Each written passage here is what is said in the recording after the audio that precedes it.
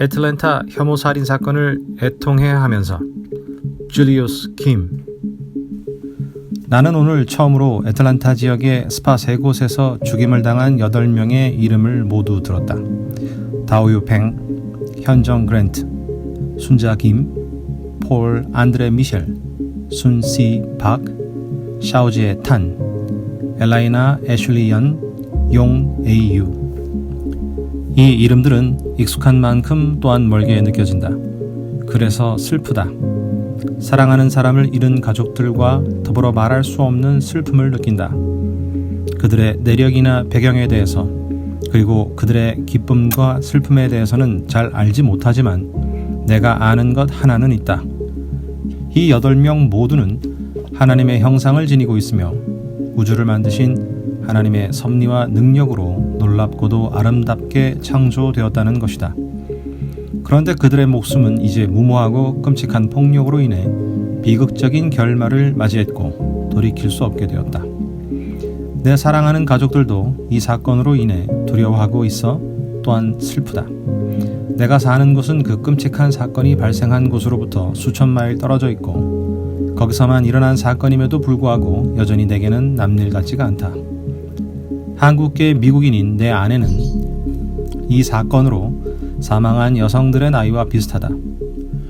18살과 20살인 내 딸들은 2020년 3월부터 2021년 2월까지 아시아인에 대한 괴롭힘, 차별, 폭력 등의 인종차별을 당한 3,800명에 속할 수도 있었기에 불안과 걱정이 밀려온다. 이 슬픔과 고통을 어떻게 다뤄야 할까? 섭리. 그리스도를 따르고 하나님의 주권을 믿는 사람으로서 나는 아내와 2 딸을 걱정하지 말아야 한다는 걸 알고 있다. 하지만 지금 이 순간에는 이 명단에 있는 8명의 이름을 언급하면서 내 마음을 다독이기란 여간 어려운 게 아니다. 너무나도 내 개인의 일처럼 느껴지고 너무 고통스럽다. 성경은 하늘아버지께서 알고 정하지 않으시면 내 인생에 아무 일도 일어나지 않는다는 확고한 진리를 가르친다. 실제로 하나님은 영원 무궁하며 변하지 않은 분이며 지혜와 능력과 거룩함과 정의 그리고 선과 진리이시다. 그래서 이 끔찍하고 비극적인 사건조차도 하나님의 섭리 가운데 들어있다. 하나님이 선하지 않고 통치하지 않는 현실을 생각하거나 믿을 수는 없다. 만일 그렇다면 나는 완전히 절망에 빠질 것이다. 기독교 강요에 특히 통찰력 있는 한 부분에서 존 칼빈은 하나님의 섭리에 대한 이해가 평안과 자유를 준다고 말한다. 이전에 그를 압박했던 극도의 불안과 두려움뿐만 아니라 모든 것으로부터 그분의 위안을 말하자면 하늘에 계신 아버지께서 권능으로 모든 것을 유지하시고 권능과 뜻으로 통치하시며 지혜로 다스리심으로 그분이 정하지 않는 한 어떤 일도 일어날 수 없다는 걸 아는 것이다. 칼빈은 삶에서 일어나는 모든 일, 심지어 어두운 일조차도 하나님의 뜻과 지혜밖에 있지 않다는 것을 알았다.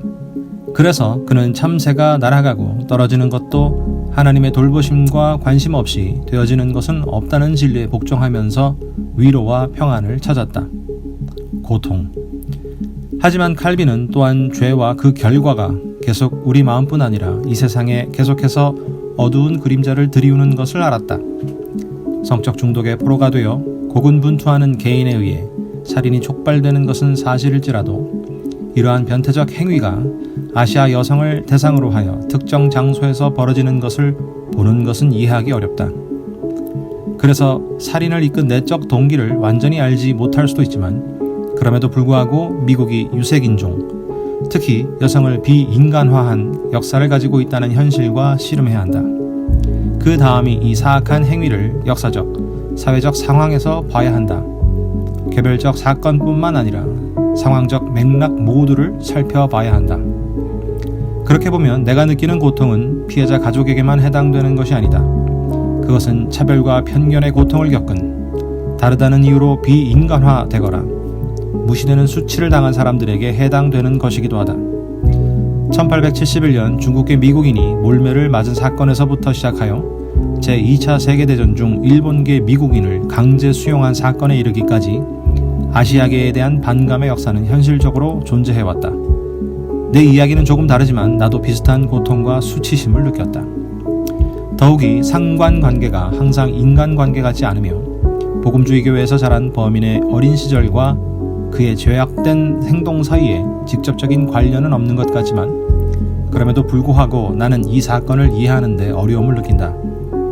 따라서 더 많은 정보가 나오고 해석되기 전에 결론을 내리는 데 주의하고 싶지만 살인자들이 조지아와 캘리포니아 출신이며 나와 비슷한 교회 출신이라는 사실이 나를 슬프게 한다.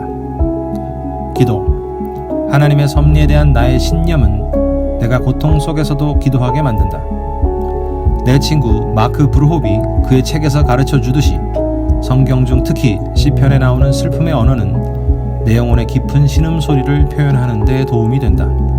이러한 슬픔의 기도는 고통 속에서도 소망을 붙잡을 수 있는 길을 제공한다. 고통의 기도는 신뢰로 이어진다. 눈물, 사랑, 단결은 오해, 불신, 상처를 치유해준다. 그래서 나는 우는 자들과 함께 계속 울고자 한다. 이념이 아닌 긍휼로 시작할 것이다. 상처받고 무너진 이들을 계속 예수님 발 앞으로 이끌고 복음을 통해 치유와 회복으로 이끌고자 한다. 우리가 함께 애통해야 할 수 있을까? 내 주변의 모든 죄와 망가짐으로 인해 나는 복음이 필요하다. 하늘에 계신 아버지께 애통의 기도를 올리면서 나는 은혜로우신 하나님께 걱정으로 호소할 뿐만 아니라 온전히 죄 없으신 예수 그리스도께서 내 죄와 수치를 모두 십자가에서 감당하시고 나를 의롭게 하시고 양자 삼기 위해 영광 중에 다시 살아나셨다는 좋은 소식에 나의 마음과 삶의 방향을 바꾸기 시작한다. 이 순례 여정은 고통으로 표시되지만 신뢰와 순종으로 그분과 함께 계속 동행하고자 한다. 이제는 어떻게 할까?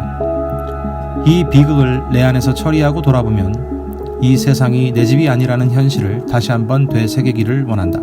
종말론적 순례자로서 모든 부족, 언어, 민족, 국가의 형제 자매들과 어린 양의 결혼 만찬에서 잔치를 기다리고 있는 천국으로의 어려운 여정을 고대한다. 그리고 거기서 우리는 한 목소리로 새 노래를 부를 것이다. 그들이 새 노래를 불러 이르되 두루마리를 가지시고 그 인봉을 떼기에 합당하시도다. 일찍이 죽임을 당하사 각 족속과 방언과 백성과 나라 가운데서 사람들을 피로 사서 하나님께 드리시고 그들로 우리 하나님 앞에서 나라와 제사장들을 삼으셨으니 그들이 땅에서 왕 노릇 하리로다 하더라. 계시록 5장 9절에서 10절 말씀. 하지만 그날이 올 때까지는 상처받은 사람들의 말을 듣고 그들을 애도하는 마음으로 사랑하고 싶다. 내 가족, 특히 내 딸들이 예수님의 아름다우심을 보고 완전한 사랑이 두려움과 걱정을 쫓아낸다는 것을 알도록 돕고 싶다.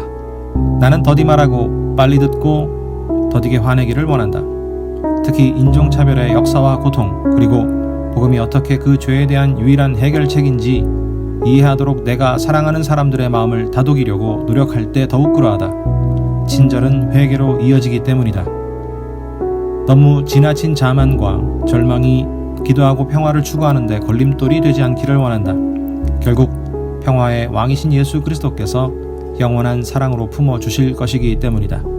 그런 다음 우리가 하나님과 서로에 대한 사랑과 신뢰가 커짐에 따라 우리의 시간과 재능과 보화를 사용하여 가정과 교회, 기관과 지역사회에서 더 많은 복음의 충실함과 열매를 맺기 위해 노력하기를 원한다. 마라나타 오시옵소서 주 예수님.